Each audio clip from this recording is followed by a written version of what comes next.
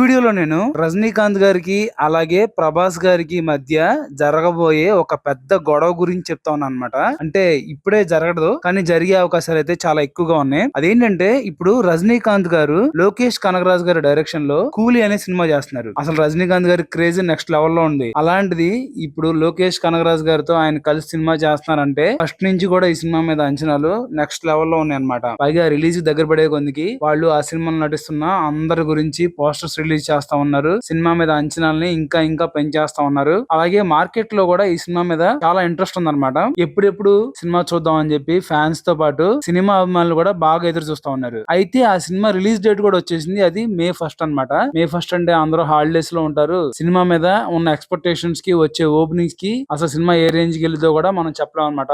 అంత బాగుంది ఆ సినిమా మీద క్రేజ్. అయితే ఇప్పుడు ప్రభాస్ గారు కూడా ఆయన నటిస్తున్న రాజా సాబ్ సినిమాని అదే May 1వ తారీఖున రిలీజ్ చేయాలని అనుకుంటున్నారంట. ఎందుకంటే హాలిడేస్ ని బాగా క్యాష్ చేసుకోవచ్చు. అలాగే ఈసారి ప్రభాస్ గారు బాగా మాస్ గా లేదంటే వేరే డిఫరెంట్ కాకుండా ఆయనకు వచ్చిన చాలా సరదా మూమెంట్ లోనే ఈ సినిమాని చేస్తున్నారు. రాజా సాబ్ అనే సినిమా మారుతి గారి స్టైల్లో ఉండే చాలా ఎంటర్టైన్మెంట్ మూవీ అన్నమాట. ఈ సినిమా ఎప్పుడెప్పుడు వచ్చిందా అని చెప్పి తెలుగు ప్రేక్షకులతో పాటు ప్రభాస్ గారికి ఉన్న ప్రపంచవ్యాప్తంగా ఉన్న అభిమానులందరూ కూడా ఎదురు చూస్తా ఉన్నారు. అలాంటిది ఈ రెండు సినిమాలు కూడా ఒకే రోజు వస్తే అసలు ఆ పోటీ ఎలా ఉంటుందో ఒకసారి ఊహించుకోండి. రెండు సినిమాల మీద విపరీతమైన ఎక్స్పెక్టేషన్స్ ఉన్నాయన్నమాట. రజనీకాంత్ గారి స్టైల్లో ఆయన సినిమా ఉండబోతుంది.